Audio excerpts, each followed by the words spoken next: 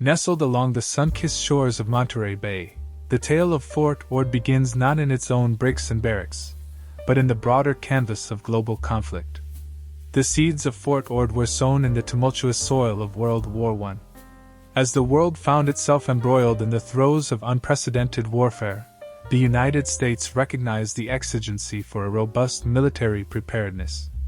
The clamor for a training ground that could mold and mobilize troops for the evolving theater of war reverberated across military circles. The specter of battlefields in Europe and the urgent need for a skilled American force prompted the establishment of Fort Ord.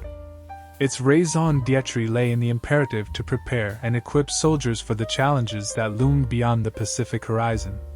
The California coast, with its expansive landscapes and proximity to vital naval ports, emerged as a prime location for such a facility. The envisioned fort would not merely be a training ground, it would be a crucible where raw recruits would be forged into a disciplined and effective fighting force. Thus, before Fort Ord's physical presence adorned the coast, it existed as a conceptual response to the military demands of its time, a proactive measure against the backdrop of a world at war. The birth of Fort Ord was not a mere laying of bricks but a strategic symphony orchestrated with precision. Named in honor of Major General Edward Ord, a gallant figure in the American Civil War, the fort was envisioned to be more than a training ground. It was to be a testament to the nation's commitment to military readiness. Construction kicked off in 1917, and the project soon revealed an intriguing facet. Among the workers who toiled to bring Fort Ord to life were conscientious objectors, individuals who, for reasons of conscience, chose not to bear arms.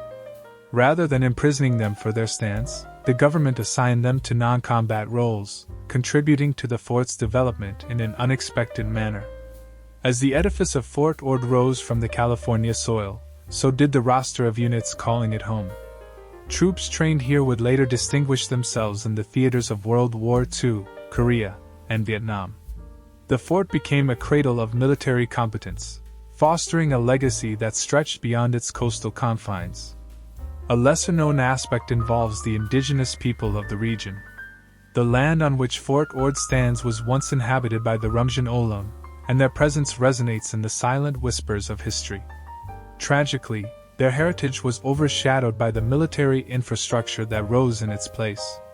Fort Ord's establishment marked not only the physical manifestation of military preparedness, but also the silent subjugation of pre-existing narratives. It was a confluence of historical layers, where the narrative of the military machine intertwined with the echoes of indigenous lives.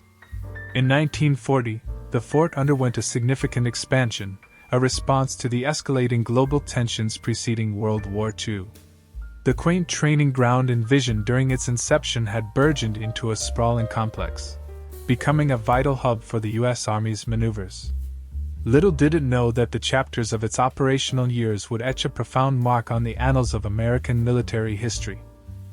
With its foundation firmly established, Fort Ord became a crucible for shaping the mettle of American soldiers.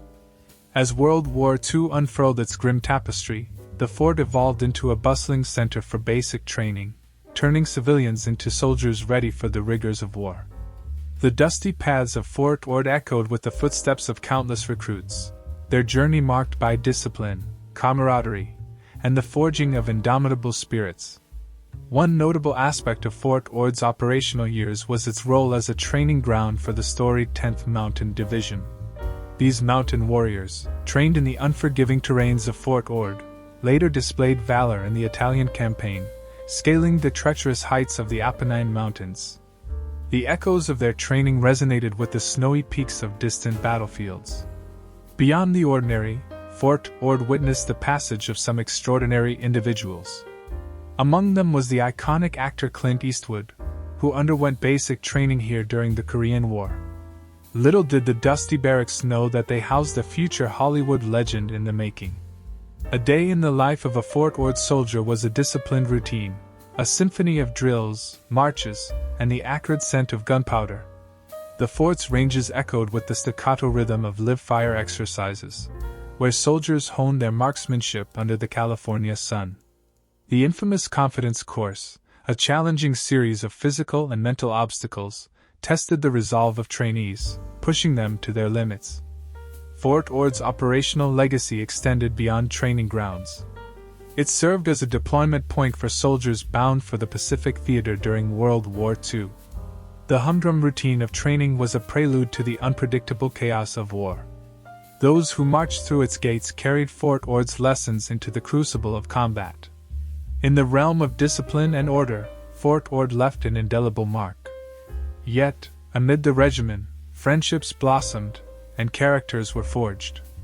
The shared challenges of basic training created bonds that lasted a lifetime, as soldiers became brothers in arms, forever bound by the memories of Fort Ord's dusty landscapes. As the world navigated the shifting tides of geopolitics, Fort Ord found itself at the mercy of changing times. The Cold War's end ushered in an era where the once crucial strategic location lost its military significance. The looming specter of base realignment and closure cast its shadow over Fort Ord, marking the beginning of its denouement. In 1991, the Department of Defense dealt the decisive blow, listing Fort Ord among the military installations to be shuttered. The closure reverberated not only through the barracks and training grounds but also across the surrounding communities that had grown symbiotically with the fort. The war drums fell silent, leaving behind a landscape imbued with memories of sacrifice, resilience, and the echoes of countless footsteps. While the decision was strategic, it was not without controversy. The scars of abandonment ran deep, and the void left by departing soldiers echoed in the empty corridors. Buildings once teeming with life now stood as silent sentinels, bearing witness to the passage of an era. The closure of Fort Ord was not merely a logistical adjustment, but a profound shift for the communities it had sustained. Businesses intertwined with the fort's economy faced uncertainty, and the sprawling lands that once hosted marching soldiers turned into a vast expanse awaiting a new destiny. As the final salute echoed through the eucalyptus-scented air, Fort Ord slipped into an eerie stillness. The once vibrant hub of activity now faced an uncertain fate, and nature, relentless in its reclamation, began to weave through the cracks of the asphalt, slowly erasing the human imprint. The Fort Ord Reuse Authority, FORA, emerged as a key player in steering this transition, charged with the formidable task of repurposing the military relic. The transformation was multifaceted. On one front, the community witnessed the emergence of educational institutions, with California State University, Monterey Bay, claiming a portion of the former military grounds. The echoes of drill sergeants were replaced by the hum of scholarly pursuit as students walked the same grounds that had once hosted soldiers in uniform.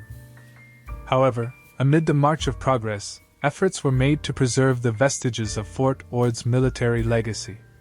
The Fort Ord National Monument, established in 2012, stands as a testament to the conservation endeavors that aim to protect the natural habitat while honoring the military history embedded in the soil.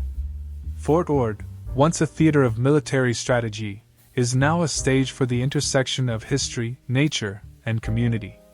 Trails wind through landscapes that have seen both the rigors of training and the gentle touch of restoration.